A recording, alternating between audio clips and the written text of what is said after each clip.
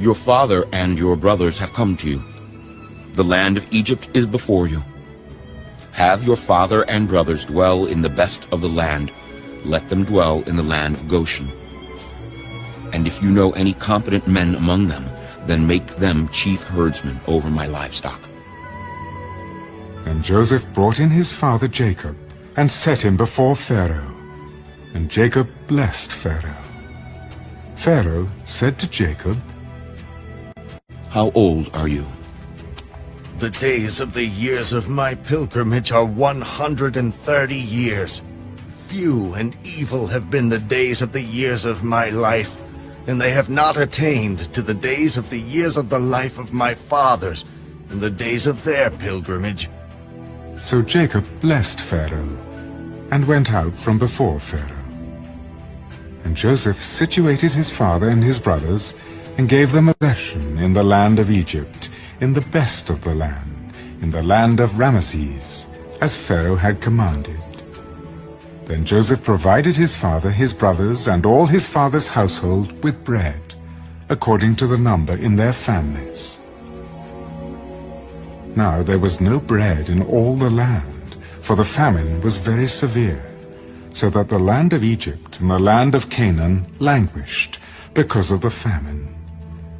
And Joseph gathered up all the money that was found in the land of Egypt and in the land of Canaan for the grain which they bought. And Joseph brought the money into Pharaoh's house. So when the money failed in the land of Egypt and in the land of Canaan, all the Egyptians came to Joseph. Give us bread, for why should we die in your presence? For the money has failed. Give your livestock, and I will give you bread for your livestock, if the money is gone. So they brought their livestock to Joseph, and Joseph gave them bread in exchange for the horses, the flocks, the cattle of the herds, and for the donkeys. Thus he fed them with bread in exchange for all their livestock that year. When that year had ended, they came to him the next year and said to him, We will not hide from my lord that our money is gone. My lord also has our herds of livestock. There is nothing left in the sight of my lord but our bodies and our lands.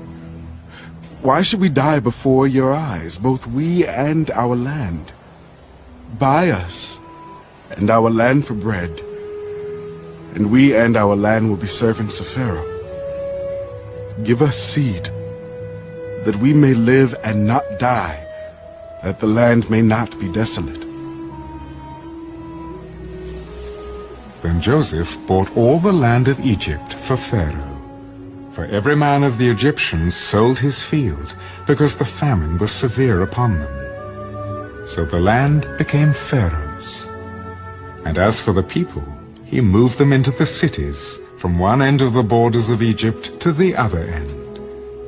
Only the land of the priests he did not buy, for the priests had rations allotted to them by Pharaoh, and they ate their rations which Pharaoh gave them. Therefore they did not sell their lands.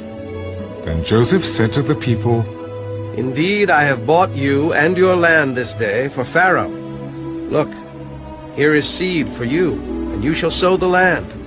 And it shall come to pass in the harvest that you shall give 1/5 to Pharaoh. 4/5 shall be your own, as seed for the field and for your food, for those of your households, and as food for your little ones. You have saved our lives. Let us find favor in the sight of my lord, and we will be Pharaoh's servants.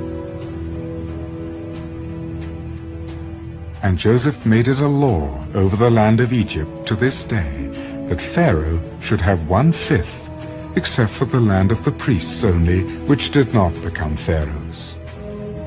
So Israel dwelt in the land of Egypt, in the country of Goshen, and they had possessions there, and grew and multiplied exceedingly.